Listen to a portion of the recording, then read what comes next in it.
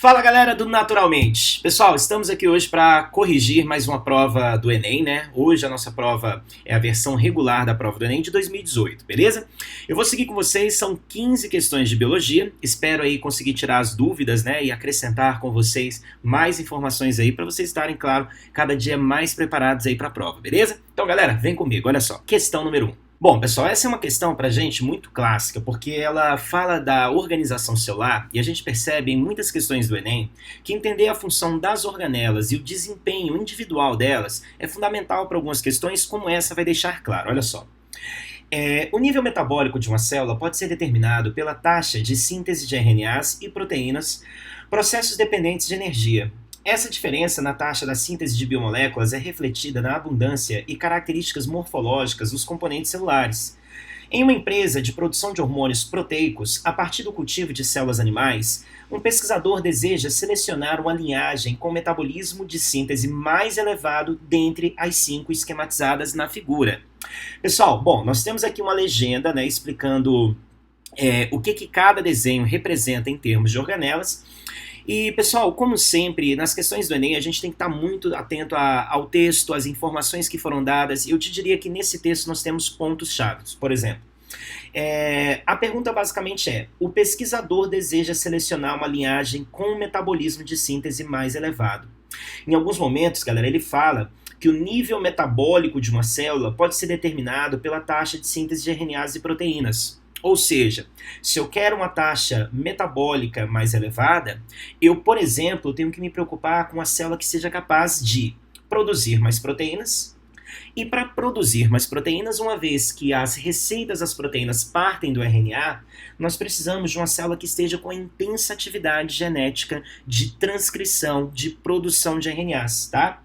Bom, e naturalmente, como ele fala também, né? Esses processos dependem de energia, então, ou seja, quanto mais ele ocorrer, mais energia.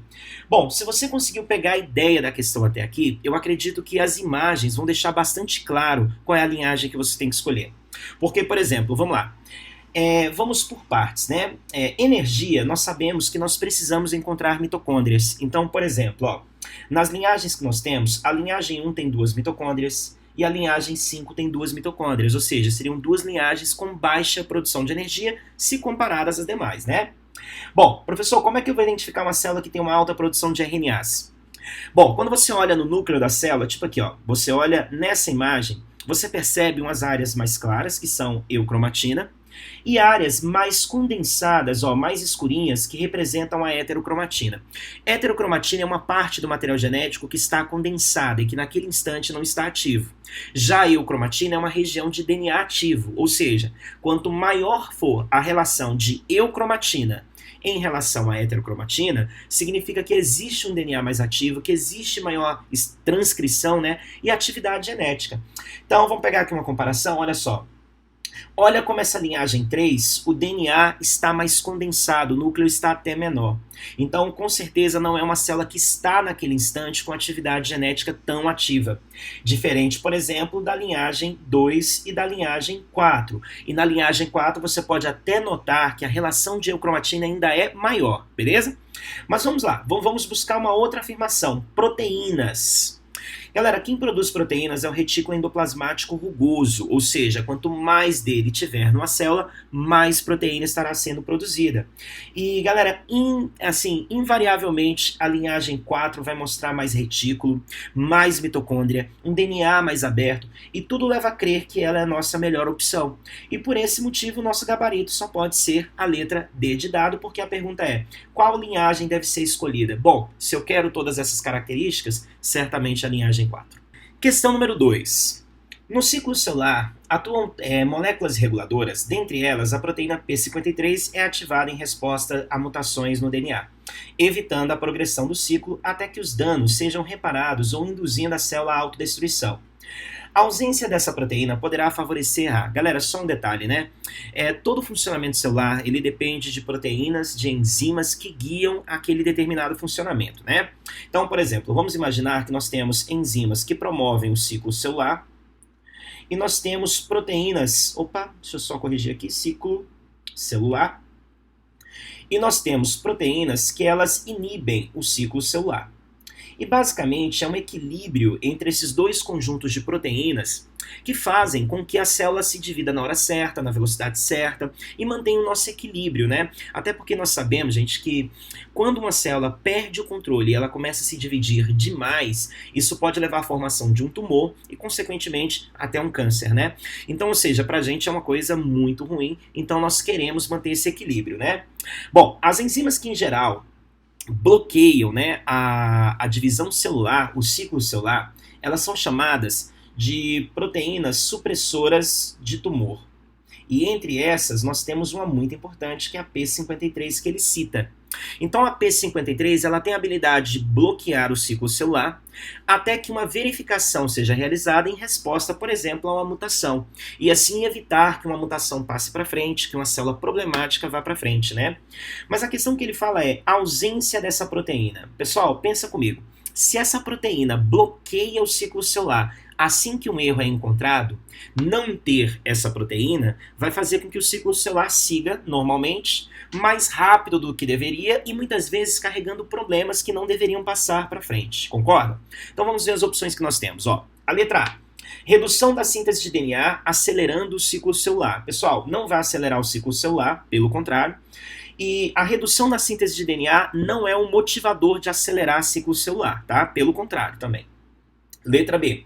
Saída imediata do ciclo celular, antecipando a proteção do DNA. Pessoal, não é que ela vai sair do ciclo celular, ela só vai bloquear o ciclo celular para ele ocorrer no momento certo ou evitar até que um problema seja resolvido, tá?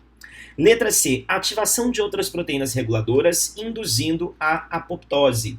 Pessoal, pensa comigo o seguinte, e um detalhe, né, que a gente tem que levar sempre em consideração, o que ele está questionando é a ausência dela. Se ela faz com que o ciclo seja travado para acontecer no momento certo, a ausência dela permite esse ciclo seguir.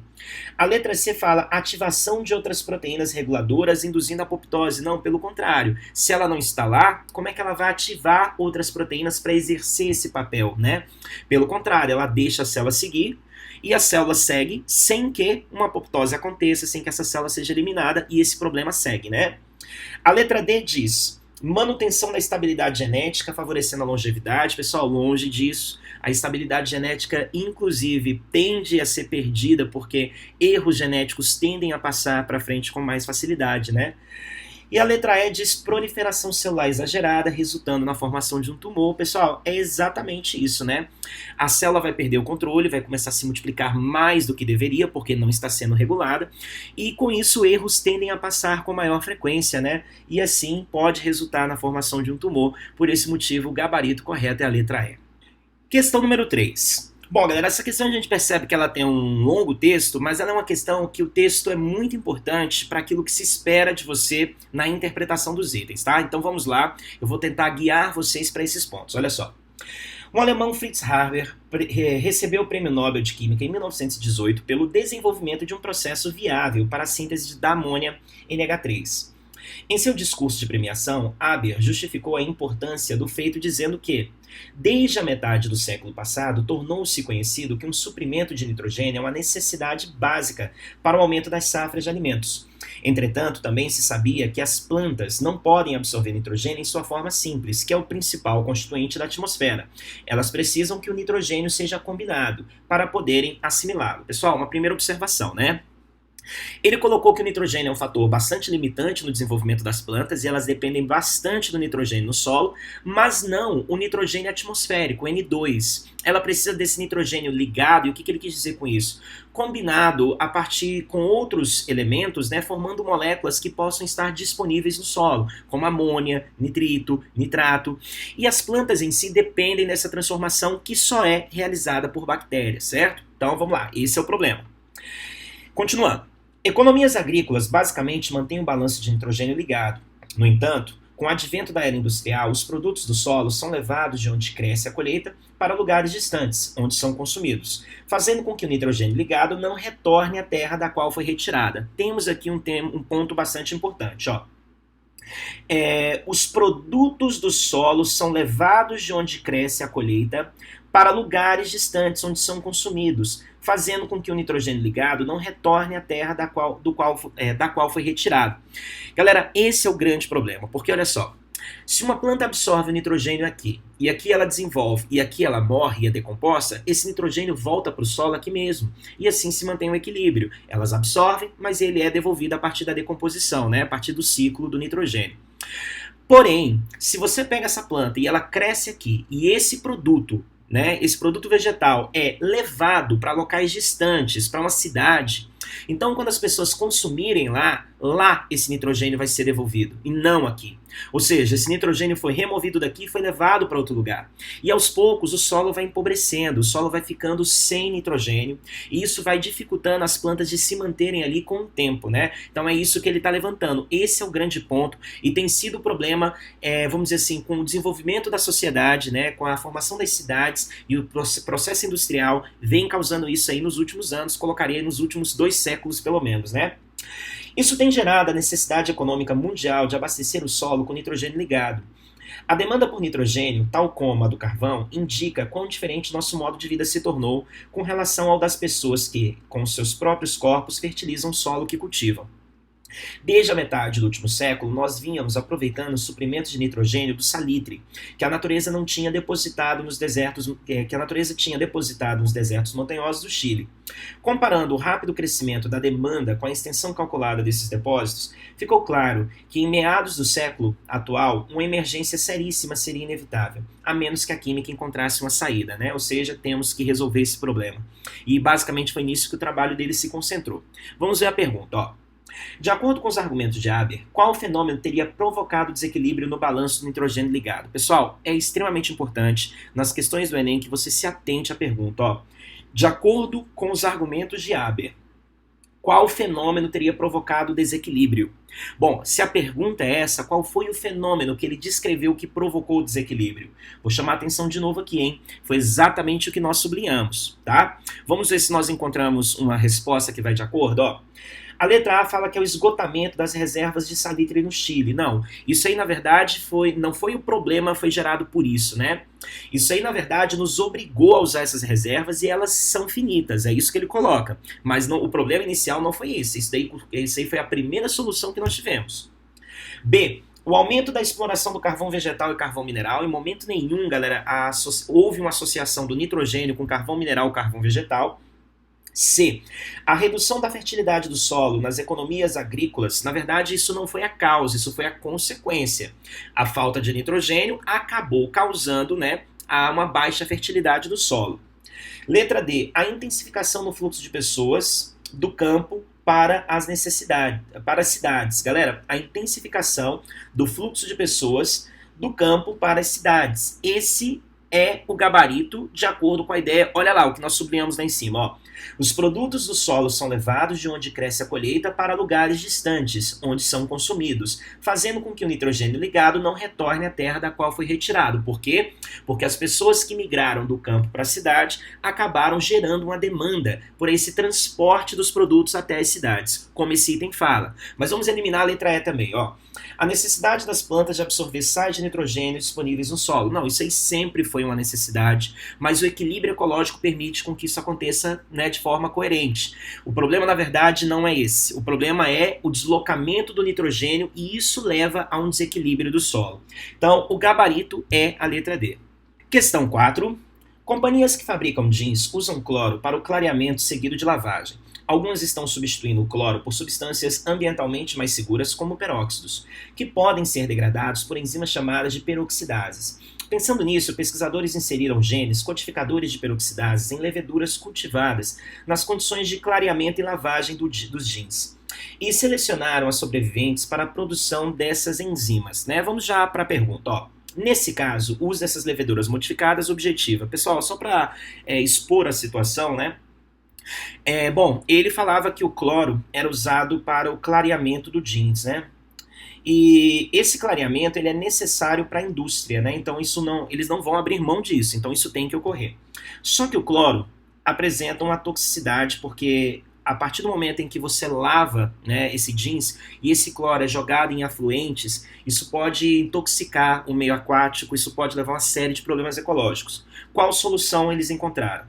Para não ser tóxico, para evitar o cloro, usar peróxidos, como por exemplo a água oxigenada, o peróxido de hidrogênio, que tem um efeito, vamos dizer assim, pelo que ele descreve, importante também para o clareamento, se alcança o clareamento, e a vantagem é, nós conseguimos degradar essa água oxigenada posteriormente, fazendo com que ela seja transformada em água e gás oxigênio a partir da ação de enzimas, como por exemplo a enzima catalase, que é um tipo de peroxidase.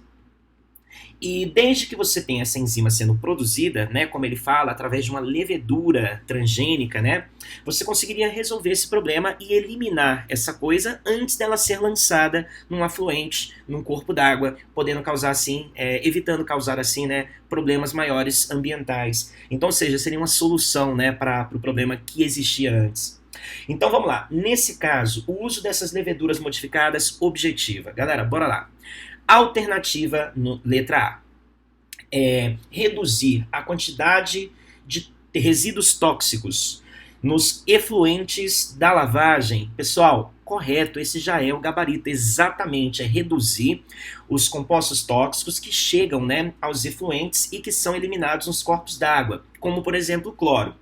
Agora vamos ver as outras, né, porque pode ser que alguma tenha deixado vocês em dúvida. Ó, a letra B fala, eliminar a necessidade de tratamento da água consumida. Não, a água precisa ser tratada de qualquer forma, para que a gente mantenha um equilíbrio entre a nossa necessidade de desenvolvimento da indústria e tal, e ao mesmo tempo uma preocupação com a sustentabilidade disso, né, no nível ambiental.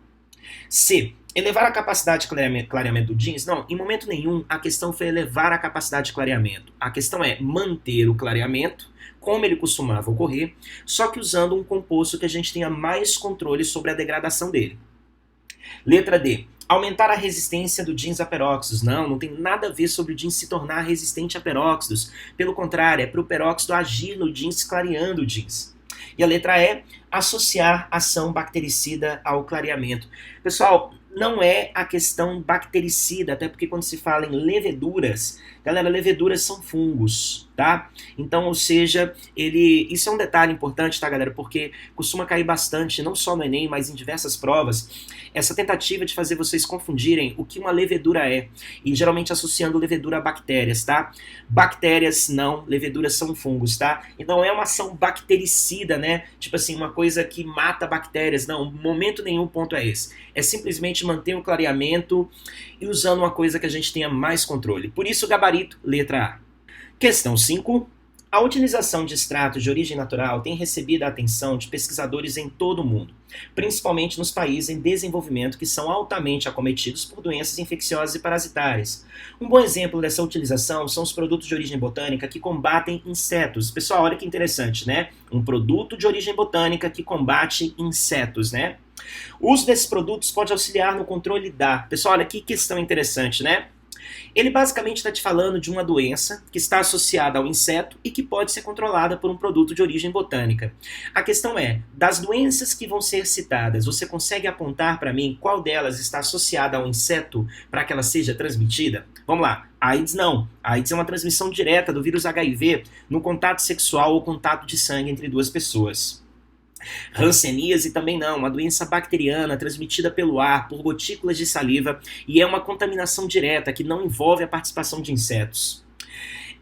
Vamos lá tentar agora, ó, leptospirose, doença bacteriana, eliminada através da urina de ratos, né, e que o contato direto de uma pessoa com essa, vamos supor assim, uma enxurrada, onde tem ali, né, resíduos dessa urina, faz a pessoa se contaminar, mas não depende de um inseto participar dessa transmissão. Galera, esquistossomose, uma doença de vermes causada por um verme plateuminto e que no meio do ciclo dela tem um caramujo que participa, não inseto, um caramujo, né, um molusco. A única doença citada é que durante o ciclo dela o inseto participa da transmissão é a leishmaniose, tá?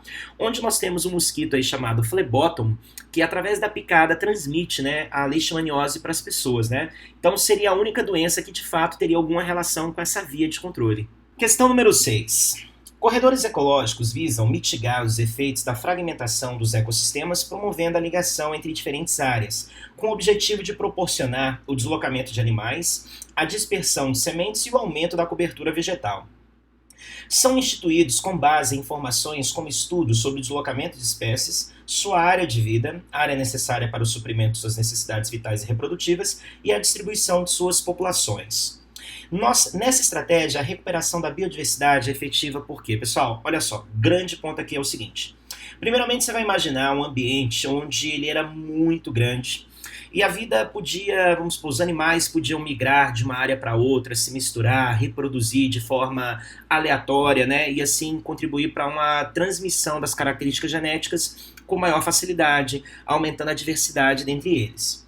Mas o que acontece, né? Naturalmente, o crescimento, né, das cidades, das indústrias, das fazendas, muitas vezes degrada esse ambiente e acaba transformando esse ambiente, vamos supor, ele deixa de ser uma área extensa, assim, e começa a se transformar numa área limitada, que são chamadas de ilhas, né? Então, por exemplo, alguns animais agora eles ficam restritos nessas pequenas áreas, nessas pequenas ilhas. E é natural você imaginar que os que estão numa determinada área não vão ter mais contato com aqueles que estão em outra. E isso vai isolando essas populações geneticamente, vai fazendo com que elas se tornem isoladas e assim as características da diversidade vão desaparecendo, né? Os corredores ecológicos são formas da gente conseguir criar uma conexão entre essas ilhas. E dessa forma permitir que haja mistura entre eles novamente. É como você imaginar, por exemplo, vamos pegar uma ideia simples, você teve que construir uma estrada que dividiu uma área de preservação em duas. Só que aí a ideia é que você construa essa estrada de forma, por exemplo, a criar túneis para que isso não impeça animais que estão de um lado de atravessar para outro. E assim que eles possam continuar a explorar, tanto na formação do seu nicho, quanto no sentido reprodutivo com a diversidade genética desse ambiente, né?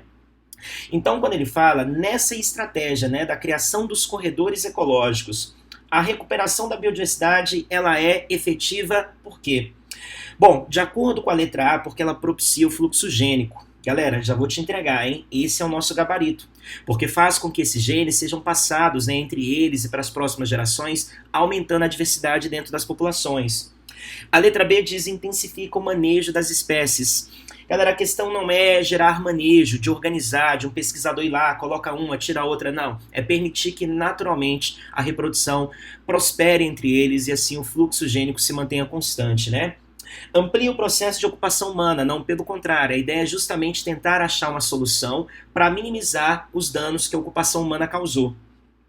Aumenta o número de indivíduos nas populações. A questão não é aumentar o número de indivíduos, mas permitir a reprodução entre eles. E a letra E, favorece a formação de ilhas de proteção integral. Na verdade, não é favorecer a formação de ilhas, mas é pegar ilhas que já foram geradas e tentar minimizar os danos da formação dela. Então, com isso, o objetivo de fato dos corredores ecológicos é basicamente permitir essa reprodução e o fluxo gênico, exatamente como a letra A fala, por isso é o nosso gabarito. Questão número 7. Insetos podem apresentar 3 tipos de desenvolvimento. Um deles, a holometabolia, desenvolvimento completo, é constituído pelas fases de ovo, larva, pupa e adulto sexualmente maduro, que ocupam diversos habitats. Os insetos com holometabolia pertencem às ordens mais numerosas em termos de espécies conhecidas. Galera, só para refletir a ideia, né?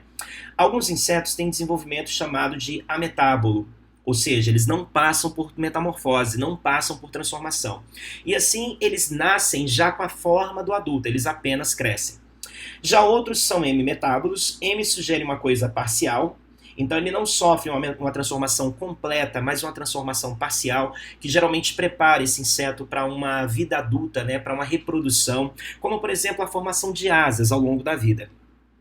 Mas como ele cita no texto, a grande parte são holometábolos. A grande parte é holometábola, né? O que quer dizer que ele sofre metamorfose completa. Ele nasce no estágio de larva, come o suficiente para acumular energia para entrar na fase de pupa, que é o seu casulo, e dessa pupa sai um adulto. Bom, agora vamos lá. Esse tipo de desenvolvimento está relacionado ao maior número de espécies, em razão da... Ou seja, por que isso favorece, né, o maior número de espécies, a vida desses animais, né? A letra A diz que A proteção na fase de pupa favorecendo a sobrevivência de adultos férteis. Então eles são protegidos nessa fase e isso favorece a existência de adultos férteis. A letra B diz produção de muitos ovos, larvas e pupas, aumentando o número de adultos. Então, peraí, se você faz muitas larvas, muitos ovos, isso naturalmente reflete no número de adultos maior, né? A letra C diz exploração de diferentes nichos, evitando a competição entre as fases de vida. A letra D, ingestão de alimentos em todas as fases de vida, garantindo o surgimento do adulto. E a letra E, utilização do mesmo alimento em todas as fases de vida, otimizando a nutrição do organismo. Pessoal, olha só. Uma das maiores vantagens ecológicas de ser holometábulo é que larvas e adultos se alimentam de coisas diferentes. Vou te dar um exemplo. Se você pegar, por exemplo, a borboleta, né? Quando ela é uma lagarta, elas comem folhas. Mas quando ela se torna borboleta adulta, ou mariposa, né? Ela vai comer néctar de flor, por exemplo. Então, ou seja, a necessidade diferente, se alimentar de coisas diferentes, faz com que não haja competição entre a fase jovem e a fase adulta. E isso favorece com que eles ocupem nichos distintos e isso aumenta a chance de sobrevivência dos dois. Imagina que o adulto quisesse comer a mesma coisa do jovem. Isso não limitaria a vida do jovem, fazendo com que mais jovens morressem e assim a própria espécie estaria prejudicada? Então, é exatamente o que a letra C fala, ó. A exploração de diferentes nichos, evitando a competição entre as fases de vida, que é exatamente o oposto, por exemplo, da letra E, ó. Utilização do mesmo alimento em todas as fases, otimizando a nutrição do organismo. Não é por isso, tá? Então, vamos lá. Quando ele fala na letra A, proteção da fase de pupa, favorecendo a sobrevivência de adultos férteis. Galera, não é por isso. A fase de pupa não é uma fase protegida. Até porque nesse momento o animal está ali parado. Se ele for vítima de predação, ele não vai ter nem como se defender nesse momento. A letra B fala produção de muitos ovos, larvas e pupas, aumentando o número de adultos. Galera, isso não garante, tá? Até porque se você forma muitas larvas e essas larvas não são bem-sucedidas, por algum motivo, inclusive pelo próprio adulto competir com ela, isso pode naturalmente diminuir a formação dos adultos da mesma forma. Letra D, ingestão de alimentos em todas as fases de vida, garantindo o surgimento do adulto. Pessoal, não é por isso, até porque os outros também ingerem alimentos em todas as suas fases de vida. E nesse caso, enquanto ele está na fase de pupa, ele não come, porque ele está restrito a um casulo. Então, o nosso gabarito, letra C.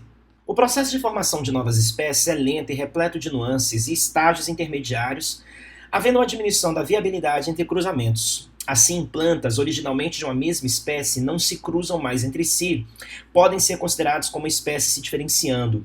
Um pesquisador realizou cruzamentos entre 9 populações denominadas de acordo com a localização onde são encontradas, de uma espécie de orquídea, né, Epidendrum denticulatum. No diagrama estão os resultados dos cruzamentos entre as populações. Considere que o doador fornece o pólen para o receptor, né? Então, galera, o pólen é o gameta masculino que vai dispersar, né, no ambiente e vai chegar até a flor feminina, onde a fecundação vai acontecer. Pontos-chave dessa questão é você pensar que ele está falando de uma mesma espécie, tá? Então, todos os representantes mostrados são de uma mesma espécie, mas constituem dentro dessa espécie 9 populações distintas pelo local em que existem. E ele quer testar se essas populações ainda são compatíveis ou se já está havendo entre elas um processo de especiação que está diferenciando os grupos, né? Por exemplo, ele diz que quando a setinha é contínua, a reprodução dá certo, o doador consegue fecundar o receptor. Porém, por outro lado, quando você tem a setinha pontilhada, esse doador já não mais fecunda o receptor. Por exemplo, olha só, se a gente comparar aqui a Petit e a alcobaça, ambas conseguem fecundar uma outra, tá vendo? Setinha contínua na ida de uma para outra e na volta também. As duas conseguem fecundar. Mas, por exemplo, se a gente pegar a marambaia e a olivença, a olivença consegue fecundar a marambaia, mas a marambaia já não consegue fecundar a olivença, já mostra que há uma diferença começando a surgir entre elas. Mas esses casos ficam ainda mais evidentes, quer ver? Olha só, deixa eu mudar aqui a cor, colocar vermelho, Por exemplo, observa Petit e tirapina. Tanto o caminho de ida quanto o caminho de volta já não são mais possíveis, o que já mostra um isolamento reprodutivo entre essas duas populações, que é o primeiro passo para a diferenciação das espécies, tá? E você pode observar uma situação parecida também, quer ver? Olha só, se a gente nota alcobaça e marambaia, a seta é pontilhada também no caminho de ida e volta. Por que eu estou te mostrando esses casos? Olha a pergunta.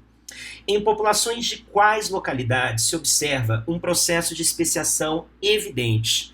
Bom, o processo de especiação vai ser evidente quando você percebe que não há mais compatibilidade reprodutiva tanto na ida quanto na volta, que é exatamente nesses dois casos, né? Entre Itirapina e Peti e entre Alcobaça e Marambaia. Então nós já sabemos disso, nós só precisamos encontrar a resposta que cita isso, que vai ser exatamente a letra D. Olha só, Itirapina e Peti, Alcobaça e Marambaia.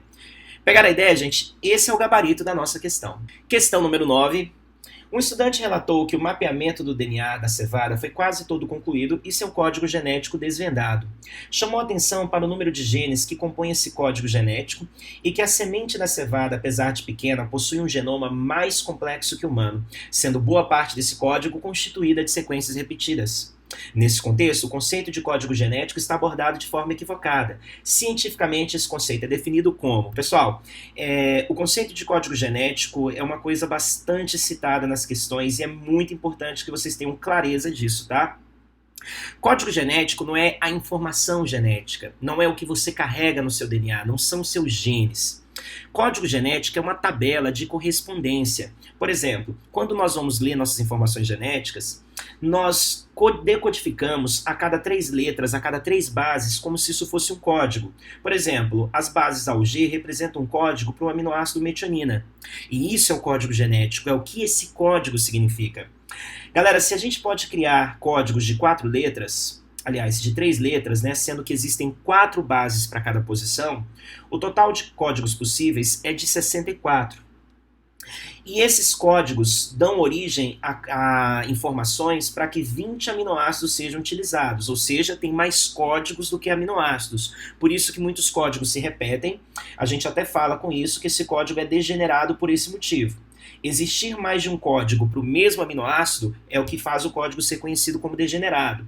E esse código ser usado de forma universal por qualquer ser vivo, exatamente o mesmo. O ribossomo de uma bactéria, quando lê Alg, entende metionina. Um ribossomo humano, quando lê Alg, entende metionina. O que quer dizer que esse código ele é, além de tudo, universal. Então, basicamente, o que é o código? Por que esse estudante, né, se equivocou na definição de código genético? Bom, o código genético, letra A, trincas de nucleotídeos que codificam aminoácidos. Letra B, localização de todos os genes encontrados em um genoma. Letra C, codificação de sequências repetidas presentes em um genoma. Letra D, conjunto de todos os RNAs mensageiros transcritos em um organismo. E a letra E, todas as sequências de pares de bases presentes em um organismo. Pessoal, não pode ser diferente, o gabarito só pode ser a letra E, tá? São trincas, né, de bases, de nucleotídeos, onde cada trinca codifica aminoácidos específicos e isso é o código genético, nada além disso. Não é a localização dos genes, não são sequências repetidas de um genoma, não é o conjunto de RNAs, não são todas as sequências de pares de bases, é apenas isso. Galera, o código genético é aquela tabela onde os 64 códigos têm significado. Se você tiver com essa tabela em mãos, você está com o código genético em mãos. É isso, tá? Por isso, nosso gabarito é a letra A. Questão 10. Considere um fragmento ambiental, uma árvore, em um fragmento ambiental, né? Uma árvore matriz com frutos M. E outras 5 que produziram flores e são apenas doadoras de pólen. É o DP1, DP2, DP3, DP4 e DP5, né? DP de doador de pólen. Foi excluída a capacidade de autopolinização das árvores. Os genótipos da matriz, da semente S1 e das prováveis fontes de pólen foram obtidos da análise de 2 locos, loco A e loco B, de marcadores de DNA conforme a figura. Bom, gente, se você tem aí uma certa prática em fazer questões do Enem, você deve notar que esse tipo de questão é bastante comum, né? Por exemplo, aqui nós temos a matriz que vai ser como se fosse a planta-mãe, né, que vai doar o gameta feminino. E nós temos a DP1, a DP2, a DP3, a DP4 e a DP5, que seriam as possíveis plantas pai, que vão doar o gameta masculino, né? E a S1 é a semente gerada por essa união, ou seja, é o descendente, é o filhote, né? Até porque o embrião está dentro da semente. Foi analisado 2 pares gênicos, o loco A e o loco B, ou seja, são 2 genes diferentes, né? Lembrando que a formação genética de um indivíduo como uma planta, ou mesmo como nós, animais, né, na grande parte das vezes, depende de uma versão de um gene que vem do nosso pai e uma versão do gene que vem da nossa mãe. E é basicamente isso que nós vamos comparar. Por exemplo, olha só, Em relação ao loco A, beleza? Existem 4 versões alélicas possíveis. Você não tem como carregar os 4, você só carrega 2. O pai manda um, a mãe manda outro, né? Sendo assim, o que vai acontecer? Se a mãe tem o 1 e o 4, vamos supor, ela tem, aliás, 1 e o 3, né? E ela e o filho só tem 1 e o 2, a gente vai partir da ideia que a mãe mandou 1, não o 2, porque ela não tem. Logo, o pai tem que ter mandado 2, né? Por exemplo, a DP1 não pode ser, porque ela só tem a versão 3. Então ela não pode ter mandado esse 2 para o filho. A DP3 também não pode ser, porque ela só tem a versão 1. Então ela não pode ter mandado 2 para o filho. E a DP4 também não pode ser, porque ela tem a versão 3 e 4, logo ela não pode ter mandado 2 para o filho. Sendo assim, baseado na análise do loco A, só é possível que a DP2 e a DP5 sejam, de fato, né, os pais da semente 1, porque elas têm a versão 2 e podem ter mandado a versão 2 para o filho. Logo, vamos ficar na dúvida entre a DP2 e a DP5. Como nós vamos tirar essa dúvida? Analisando outro gene. Olha aqui embaixo, ó, loco B. A semente tem a versão 3, só a versão 3, o que quer dizer que tanto a mãe quanto o pai mandaram a versão 3, e que na imagem elas estão sobrepostas, por isso nós vemos só um. A mãe mandou a versão 3 e o pai também. A nossa dúvida, lembra, é entre a DP2 e a DP5, né? Olha a DP2. A DP2 só tem a versão 2 e só tem a versão 5. Logo, ela não pode ter mandado a versão 3 desse alelo B. Então não pode ser mais a DP2. Vamos confirmar se é a DP5? Ó, a DP5 só tem a versão 3. Se ela só tem a versão 3, então certamente ela manda para os seus descendentes a versão 3. E isso bate certinho. Logo, nesse filtro que nós estamos fazendo, a única doadora de pólen possível para a semente 1 é a DP5. E assim o nosso gabarito só pode ser a letra E, porque a pergunta é, a progênie S1 recebeu o pólen de qual doadora? DP5, gabarito letra E. Questão número 11. O cruzamento de duas espécies da família das anonáceas, a Cherimoia, a nona cherimoia, com a fruta da pinha, a nona esquamosa, resultou em uma planta híbrida denominada de atemoia. Recomenda-se que seu plantio seja por meio de enxertia. Um dos benefícios dessa forma de plantio é, bom, letra A, ampliação da variabilidade genética. Letra B, produção de frutos de duas espécies. C, manutenção do genótipo da planta híbrida. E D, reprodução de clones das plantas parentais. E a letra E, modificação do genoma decorrente da transgenia. Pessoal, o seguinte, o que é uma enxertia? A enxertia é quando você pega duas plantas e aproveita, vamos supor assim, o que essas plantas podem oferecer de melhor. Por exemplo, vamos supor que uma delas tem uma estrutura de raiz com a capacidade de sugar mais nutrientes. E vamos supor que a outra, lá em cima, lá nos seus galhos, tem uma capacidade de gerar frutos com mais eficiência, talvez frutos maiores, talvez com a frequência maior. E se a gente pudesse combinar essas duas partes da planta, né? E se a gente pudesse, por exemplo, cortar uma e enxertar a parte de cima na parte de baixo da outra, tá? Bom, se você fizer isso, você não está criando um organismo que misturou geneticamente. Você apenas está fazendo um organismo se desenvolver usando a estrutura do outro. Então, por exemplo, quando a letra A fala ampliação da variabilidade genética, não, você não está combinando geneticamente essas duas espécies. Você está apenas juntando duas estruturas prontas. Em momento nenhum as células delas vão se recombinar. Em momento nenhum um descendente será gerado dessa mistura, né? A letra B, produção de frutos das duas espécies. Na verdade, não. Só vai produzir frutos daquela que ficar em cima, né? Então, ou seja, a de baixo vai servir apenas de suporte. Letra C, manutenção do genótipo da planta híbrida. Pessoal, isso é verdadeiro. Você vai manter o genótipo das plantas, tanto a 1, né, que ele falou aqui que é a fruta da pinha, quanto da cherimoia. Em momento nenhum você vai misturar e assim você vai manter o genótipo de ambas nessa planta híbrida. Só para eliminar as outras, ó, letra D, reprodução de clones das plantas parentais. Não, gente, você não vai reproduzir clone de planta parental. O objetivo não é esse. O objetivo é apenas desenvolver melhor um fruto, uma planta, e não gerar clones, né? E a letra E, modificação do genoma decorrente da transgenia. Pessoal, em momento nenhum a transgenia foi realizada. Transgenia dependeria de uma manipulação genética em que DNA de uma espécie fosse inserido no DNA de outra. Por isso não faz sentido. E o gabarito é a letra C. Questão número 12. A polinização, que viabiliza o transporte do grão de pólen de uma planta até o estigma de outra, pode ser realizada biótica ou abioticamente. Nos processos abióticos, as plantas dependem de fatores como vento e água, né, galera? Então ele está falando sobre a polinização, né? Bioticamente seria usando um ser vivo, uma abelha, um beija-flor, um morcego, e abioticamente, como ele cita, né, vento e água. A estratégia evolutiva que resulta em polinização mais eficiente, quanto esta depende do vento, é o, bom, diminuição do cálice, alongamento do ovário, disponibilização de néctar, intensificação da cor das pétalas e aumento dos estames. Pessoal, vamos tentar indo pelo caminho mais fácil. Se você vai usar o vento, não faz diferença a cor das pétalas destacar. O vento não vai, de alguma forma, favorecer uma planta mais colorida. Animais sim, né? Porque se torna mais chamativo para eles. Néctar também é algo que não vai ajudar. Até porque o néctar está ali para ser oferecido para um animal e não para o vento. Isso para o vento é indiferente, né? Então nós já podemos eliminar essas duas dessa forma, tá? Agora vamos lá. Diminuição do cálice. Galera, o cálice é o conjunto de sépalas que fica lá embaixo.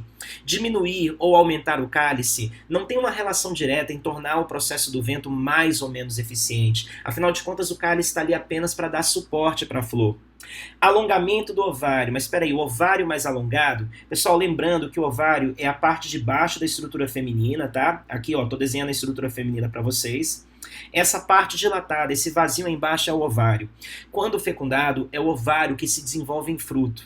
Esse ovário ser mais alongado ou menos alongado não vai mudar o fato de o vento polinizar melhor ou não, tá? Então não faz sentido.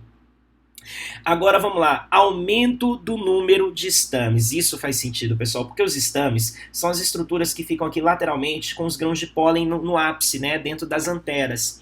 Se você coloca mais estames, você aumenta a chance de, quando o vento incidir nessa flor, das anteras se romperem e mais grãos de pólen dispersar. Afinal de contas, a partir do momento que você passa a depender do vento, o vento vai dispersar o grão de pólen e muitos não vão chegar à flor, porque é o vento levando, né? Diferente de um animal que vai lá, pega o pólen e precisamente leva a flor. O vento não é tão preciso. E não sendo tão preciso, quanto mais grãos de pólen se tiver, melhor será. Maior a chance de dar certo. Por isso que mais estames se reflete numa polinização mais eficiente quando essa depende do vento. Galera, por esse motivo, nosso gabarito, letra E. Questão 13. Para serem absorvidos pelas células do intestino humano, os lipídios ingeridos precisam ser primeiramente emulsificados. Nessa etapa da digestão, torna-se necessária a ação dos ácidos biliares, visto que os lipídios apresentam a natureza apolar e são insolúveis em água. Esses ácidos atuam no processo de modo A. Pessoal, o que essa questão levanta é um ponto bastante importante da nossa digestão, né? A nossa dificuldade em digerir lipídios pela insolubilidade, ela é solucionada pelos sais biliares presentes em uma mistura chamada bile. E a bile, ela vai agir pra gente, galera, como um detergente natural, com a missão de, assim como um detergente, vamos para um exemplo caseiro, você em casa pega ali uma panela, um prato engordurado, quando você joga o detergente, qual é a missão dele? O detergente vai facilitar a solubilização desse lipídio, né, dessa gordura, vamos dizer lá nesse meu exemplo, na água, e assim facilitar a mistura e a eliminação dele dali. O que a bile faz, de certa forma, é algo muito parecido. Ela emulsifica esses lipídios, coloca esses lipídios em solução, facilitando que as enzimas se associem a eles, e assim que a digestão de fato possa ocorrer. Então, o papel da bile e, consequentemente, dos sais biliares é agir como um detergente natural, que é exatamente o que a letra B fala e por isso ela é o gabarito. Agora vamos lá. Letra A, hidrolisar lipídio, seria quebrar o lipídio? Não. A bile não faz isso, até porque ela não é uma enzima, não tem enzima na bile. Ela é apenas um detergente. Letra C, tornar os lipídios anfifílicos? Não, ela não vai mudar o que o lipídio é. O lipídio vai continuar sendo hidrofóbico, mas ela vai permitir uma mistura com os lipídios que vai facilitar o contato desses lipídios com a água. Letra D, promover a secreção de lipases. Não, a bile não tem a enzima lipase. A enzima lipase vem do suco pancreático, que é uma outra mistura digestória. E a letra E, estimular o trânsito intestinal dos lipídios. Não, galera, não é missão da bile facilitar ou dificultar trânsito intestinal. Apenas facilitar a solubilização dos lipídios nesse meio aquoso para que as enzimas possam agir com maior eficácia. Por isso, nosso gabarito, letra B. Questão 14. O deserto é um bioma que se localiza em regiões de pouca umidade. A fauna é predominantemente composta por animais roedores, aves, répteis e artrópodes. Uma adaptação associada a esse bioma presente nos seres vivos, os grupos citados é ou a, né? Então vamos lá, nós estamos falando de deserto, nós estamos falando de uma adaptação ao ambiente seco, né? E ele associa roedores, que são mamíferos, né? Aves, répteis e artrópodes. Segundo a letra A, seria a existência de numerosas glândulas sudoríparas na epiderme. Pessoal, não pode ser, até porque glândula sudorípara significa perder suor, perder água, e de qualquer forma é uma coisa que só mamíferos têm, e mesmo nos mamíferos de deserto isso não é interessante. Então a letra A, fora de cogitação. Bora lá para a letra E. Respiração por pulmões foliáceos. Pessoal, pulmão foliáceo é uma estratégia de respiração de aracnídeos, tá? E não é uma adaptação de aves, nem de mamíferos, nem de répteis e nem de todos os artrópodes. Então não pode ser essa uma adaptação geral, né? Letra D, capacidade de controlar a temperatura corporal. Galera, controlar a temperatura corporal, claro, é muito interessante. Mamíferos e aves fazem muito bem. Mas répteis e artrópodes não. E ainda assim vivem, conseguem achar estratégias para viver no deserto. Então não posso dizer que é uma estratégia presente nos grupos citados, porque estaria fora de artrópode e também de répteis. Então não pode ser esse meu gabarito. Letra C. Desenvolvimento do embrião no interior do ovo com casca. De fato, é uma estratégia interessante, né? De você proteger seu embrião, desenvolver bem. Bom, os roedores, como mamíferos, não têm ovo com casca, então eles já estão excluídos dessa ideia, né? Aves e répteis, sim. Artrópodes, muitos deles, sim, mas não é um ovo com casca, né? Seria um ovo mais simples. Então, de qualquer forma, esse item não pode ser gabarito. O gabarito é a letra B de bola, eliminação discreta de nitrogenados de forma concentrada.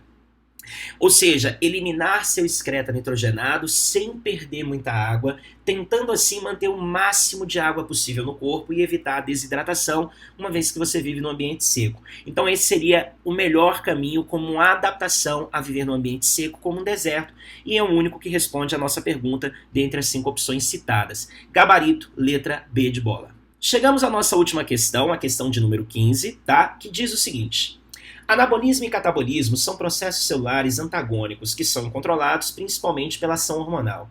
Por exemplo, no fígado, a insulina atua como hormônio de ação anabólica, enquanto o glucagon tem ação catabólica, e ambos são secretados em resposta ao nível de glicose sanguínea. Bom, em caso de um indivíduo com hipoglicemia, o hormônio citado que atua no catabolismo induzirá o organismo a... Pessoal, olha só. Vamos imaginar, por exemplo, que esse meu desenho aqui simboliza o fígado. O fígado é um órgão especial que tem uma ação diferenciada das demais células em relação a esses hormônios, tá? A insulina, o que a insulina faz? A insulina pega uma glicose que está alta no sangue e a insulina promove a entrada da glicose no fígado. Logo que a glicose entra no fígado pela ação da insulina, as glicoses começam a se ligar umas com as outras nas células, dando origem ao glicogênio. E assim, galera, o glicogênio se torna pra gente, deixa eu corrigir aqui para ficar mais claro para vocês lerem, ó. O glicogênio se torna pra gente um reservatório de glicoses. E como a insulina fez a glicose entrar e polimerizar o glicogênio, por isso a gente fala que a insulina é um hormônio anabólico no fígado, né? Por outro lado, em algum momento, quando a glicose sanguínea estiver baixa, ou seja, quando a pessoa estiver vivendo um quadro de hipoglicemia, para a gente fazer com que a glicose volte aos padrões normais, o que a gente vai fazer? A gente vai até o fígado, onde nós temos essa glicose armazenada na forma de glicogênio, e pela ação de um hormônio chamado glucagon, o glucagon vai estimular as células do fígado a quebrar o glicogênio e liberar novamente as glicoses para o sangue. Então, olha só, olha a pergunta. Em caso de um indivíduo com hipoglicemia, o hormônio citado que atua no catabolismo, de quem que nós estamos falando? Do glucagon, tá? Induzirá o organismo a quê? De acordo com a letra A, realizar a fermentação lática. O glucagon faz isso? Não. O glucagon quebra o glicogênio e estimula a liberação de glicose através dessa quebra. Letra B, metabolizar aerobicamente a glicose? Não, o glucagon não gera esse estímulo, ele disponibiliza a glicose no sangue. Letra C, produzir aminoácidos a partir de ácidos graxos? Não, o glucagon não age no metabolismo de aminoácidos, o glucagon quebra glicogênio e libera glicose para o sangue.